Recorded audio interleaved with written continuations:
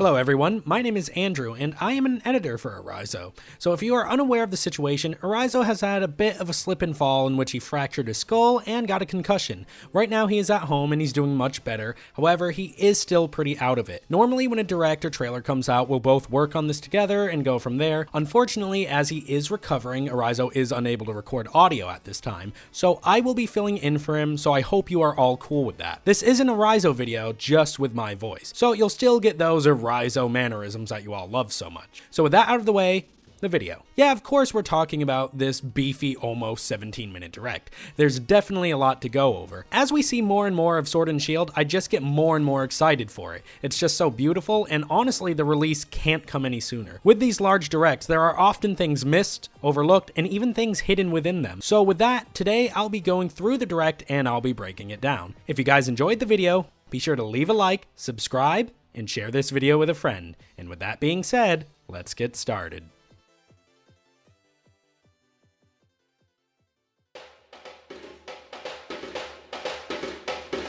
So I'll briefly explain what we got on the surface for this direct before we get into the actual breakdown. The trailer itself, which was uploaded separate from the dev commentary, was about 3.5 minutes long. In it, we were provided with another look at the Galar region, important characters, new Pokemon, the mechanic of giant Pokemon battles, and being able to raid battle them with other players, catch them, as well as battle with them in-game against gyms. It then closes off with a look at the box legendaries, the box art itself, and then a release date. Sounds pretty short and simple, right? Well, you would be wrong, because as always, there's a lot of fun stuff hidden in these videos. Extra insight from the developers as well as updates on the Pokemon website really help contribute this time around. Not exactly sure how long this video is going to be, but I definitely recommend getting comfortable because we'll be here for a while. So for the direct, we start off with the Pokemon Company CEO Tsunekazu Ishihara introducing the direct to us. Pretty usual stuff so far. We then cut into the trailer, which already immediately shows us something new. We get a look at some of what I believe is the first town, with a shot of the Pokemon Center, other buildings, as well as a train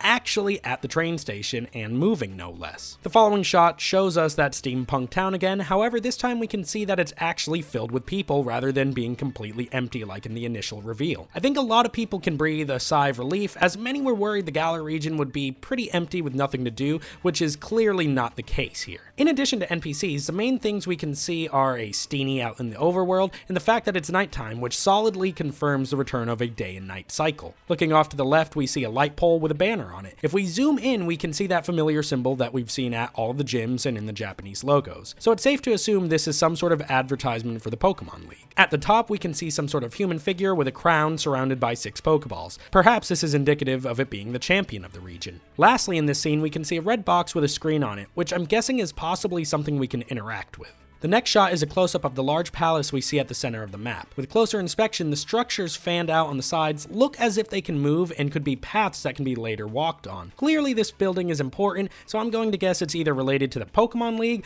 or that it's something majorly story related. The next major scene shows us a battle breaking out between the player character and the rival, who is named Hop. We shortly after get a scene of all 3 starters running up to the battlefield, so perhaps this is how we will be introduced to them and be able to make a choice of which one we want. Also, while I don't really like Score Bunny as of right now, this little fist bump is pretty adorable, so it gets points for that.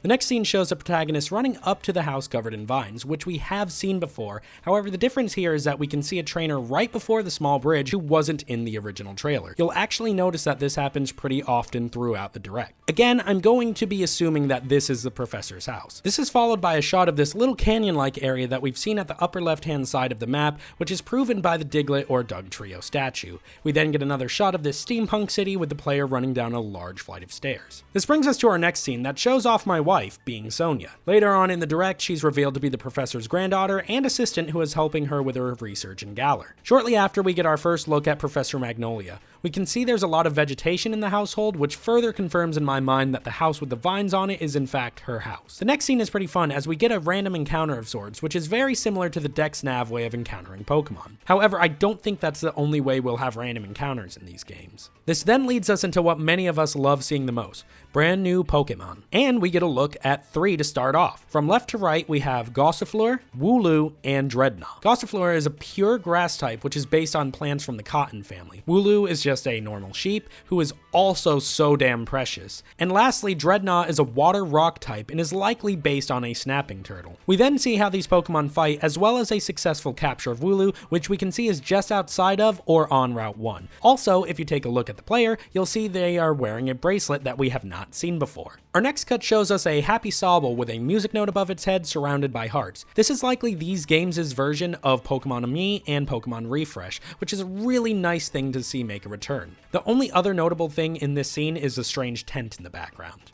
This then cuts to the route just before the grass-type gym, this time with what I'm guessing is a rancher, followed by an unknown route with some sort of female trainer on it. There's also a red bulletin board, which is likely what would tell the player which route they're on, or some sort of trainer tip. Next is that amazingly colorful cave with a worker class trainer, which jumps quickly to an encounter with a black belt trainer. One thing I'd like to know is that it appears to me as if the textures in this area have greatly improved. Very good detail and is just plain beautiful. In this battle, we see the black belt send out a sock, which the player responds by sending out this super badass bird Pokemon. The Pokemon is called Corviknight, which is a flying steel type, and what I think might be the final evolution to whatever the Route 1 bird might be.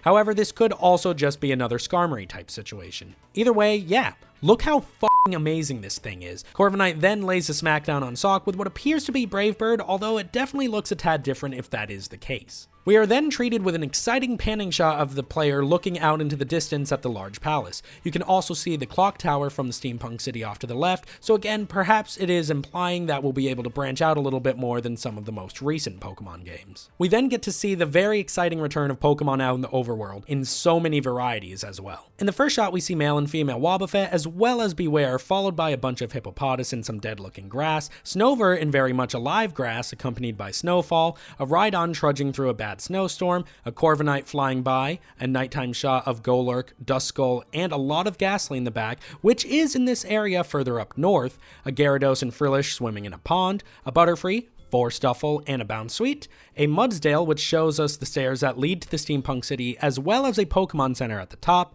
a Seismitoad during a rainstorm, a Tyranitar in a sandstorm which is located northeast of the steampunk city, an Avalugg, a Hawlucha which gets completely overshadowed by the fact that we get to ride bikes again, a Mantike, Mantine, and Melodic which gets completely overshadowed by the fact that you can ride your bike on the water, and it closes off with the players fishing, shaking trees for berries, and finally the player whistling at some Stuffle to get their attention. Now, one thing all of these shots had in common were the inclusion of these peculiar piles of stones, some of which were lit red and some were just the plain gray color. Well, we're led right into what that is with this next scene. All of these stones are now red and have a beacon shining from them. We see the players running towards them, which eventually 4 players are seen meeting up there. These are not just NPCs, as you can tell they are also other players taking advantage of the ability to customize themselves. We can see the standard trainer outfits, but these two have completely new clothing all around. The female has a brown leather jacket, short shorts, knee socks, and a red beanie, while the male character has a really fluffy hat, a Letterman's jacket, a purple suede button-up, and a pair of white shoes. The screen fades to white and brings us to one of the most interesting and crazy things that we got in the Direct. I'm of course talking about the new giant Pokemon mechanic, Dynamax. Here they face off against a Gyarados covered in a red aura with a large spinning cloud vortex over its head. The 4 players send out their Pokemon, being a Meowstic, Flygon, Raichu, and Golurk, and start battling with this monster. As they attack, you can see this round shield pop up in front of Gyarados, which looks like it's being slowly chipped away at.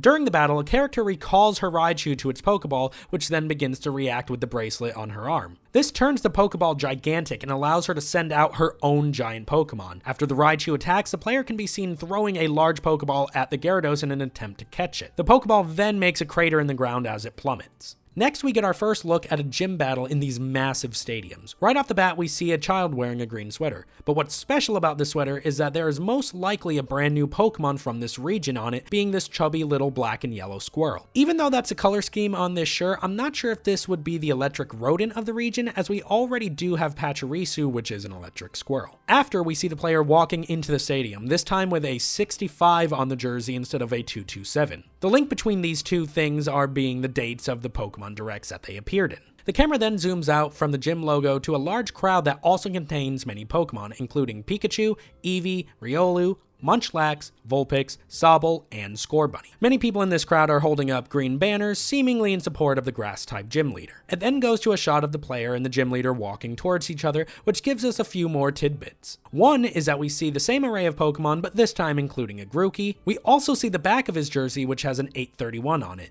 Now this could possibly be a hint towards the next large batch of Pokemon info being on August 31st, or perhaps it's the dex number of his ace Pokemon. Or maybe the jerseys will have no real meaning at all when the game actually comes out. Who knows? It's also worth noting that he does have all 6 Pokeballs attached to him as well as a bracelet of his own, although I doubt he'll be using 6 Pokemon as this is likely the first gym battle. And now here's our first look at the gym leader. It's this absolutely swole baby-faced man, the Grass-type specialist, Milo. Anyways, moving on to the battle, we get this rotating shot from the camera, which we find out later on is broadcasting the battle on TV. We can see that the camera is a floating device being controlled by a Rotom. During this panning, we have our first look at Gossiflora's evolution, Eldegoss. And then what do you know, the next scene is both player and gym leader calling back their Pokemon to have a Dynamax battle between the two, which definitely explains why the gyms need to be as large as they are in the Galar region. From here, we can see the Pokemon, including additional shots of a Sobble and Scorbunny, fighting an epic battle before another fade to white. The fade brings us to a new character being Leon. Leon is the champion of the Galar region and your rival's older brother. Behind him being a Charizard, which is likely his ace Pokemon. Man, this guy really knows what's up. I think I could get along pretty well with him. Moving on, we have Masuda and Omori introduce themselves, leading right into an additional shot of outside of the first town,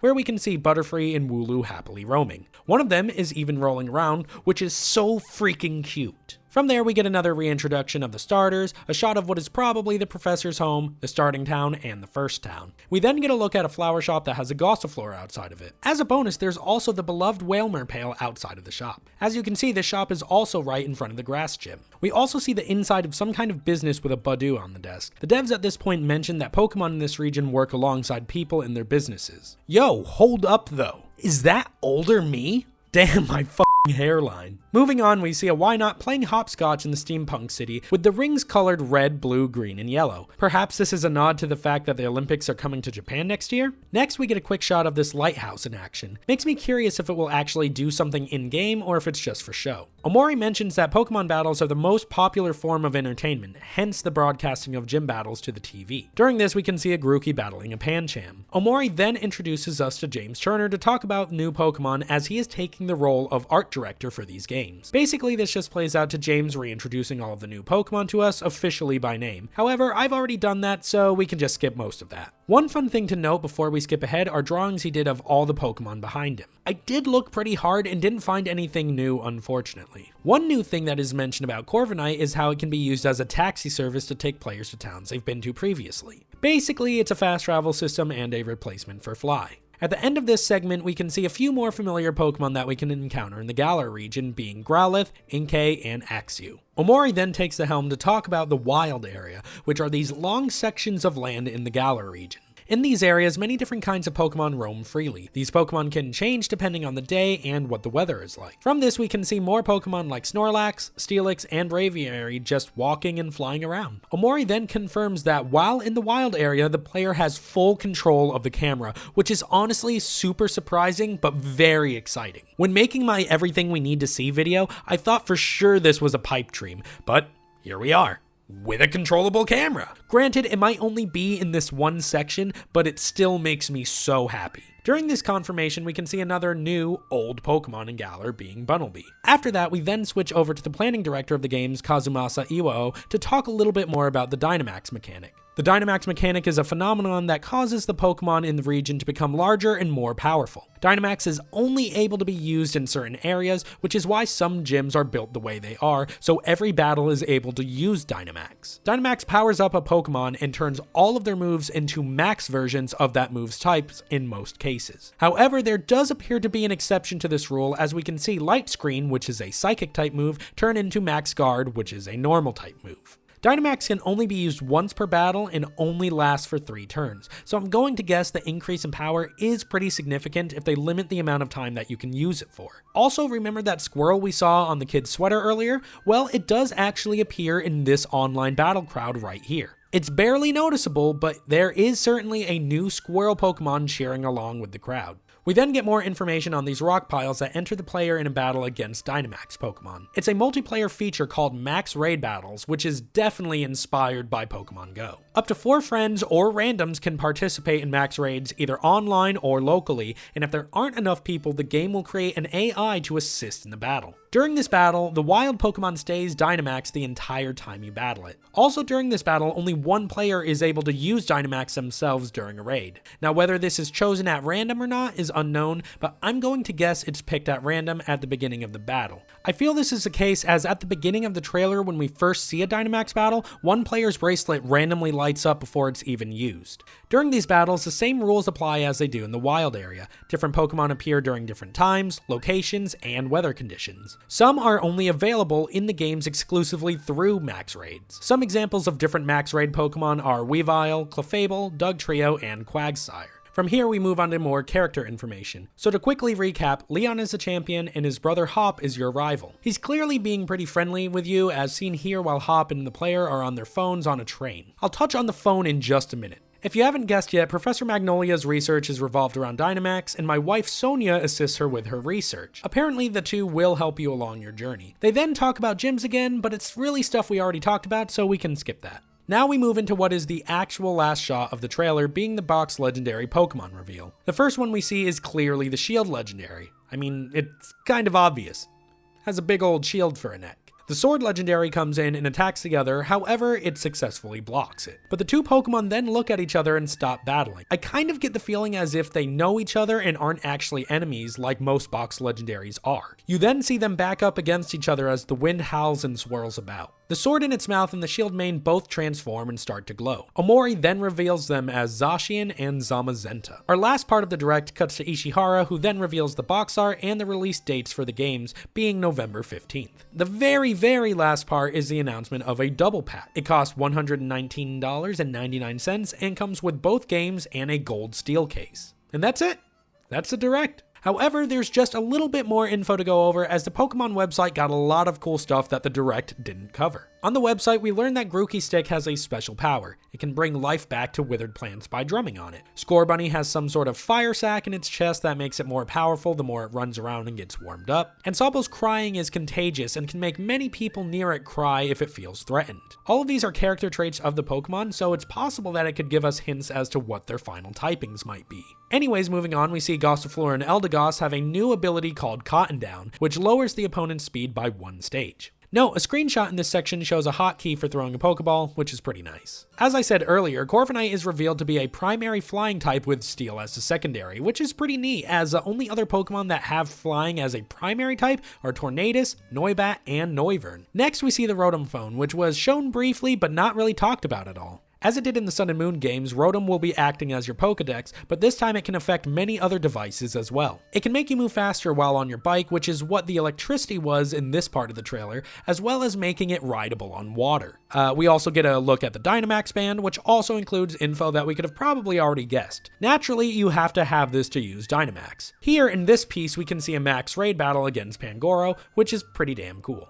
And here is another confirmation that some Pokemon can only be battled under certain conditions. 2 more examples of this are Steenie while it's sunny, and Lantern while it's raining. And that's everything that I could catch. This trailer and the day that it came out was packed to the brim with news, and honestly, it's got me super hyped. I cannot wait for news to drop on these games in the near future. But even more so, I cannot wait until I can get my hands on these games later this year. We'll have to wait and see how they turn out, but I have a pretty good feeling that Pokemon Sword and Shield could become the best Pokemon games in the series by far.